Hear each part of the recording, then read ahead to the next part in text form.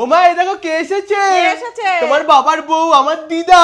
তুমি আসবে একটু বলে আসবে না? নিজের বাড়ি আসবে আবার বলা লাগে বুকা মে। সরো আসো। ভালো লাগছে তো দিদা? তুই ভালো আছিস তো নিতা? তোর বন্ধুরা? তোদের কথা তো ভুলে গেছি, দাঁড়াও ফোন করি। হ্যালো দিদা এসেছে, তোরা আয়। আসলো বলে এসে গেছি। দেখেছো? তোরা কেমন আছিস? ভালো। ভূতের গল্প। বলবো বলবো। এই নে মুড়ি মেখে এনেছি, খাও মা, তুমিও খাও। ভূতের গল্প সঙ্গে মুড়ি মাখা জমে যাবে আজকের সন্ধ্যাটা। গ্রামের মোড়ল নিতাই বাবু রাতে একটু চানাচুর মাখানো মুড়ি খেত, কিন্তু ইদানিং খেয়াল করলেন বাটিতে মুড়ি মাখিয়ে রাখলেও কিছুক্ষণ পরে সে দেখেন বাটি ফাঁকা। প্রথম প্রথম ভেবেছিলেন বাড়ির বিড়াল খেয়েছে।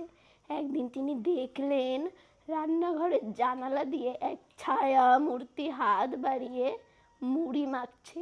নিতাই বাবু ভয়ে চেঁচাতে যাবেন, এমন সময় এনিকা, আরে আমি তো। বুঝতে হচ্ছে। চা খাবি? একটু জলদি এসো, আর গল্প বলা লাগবে না। কেন বলবে না? আমি শুনবো না। কান দিয়ে হাত সরাবো না কিন্তু। ঠিক আছে ও মা, বলো। তারপর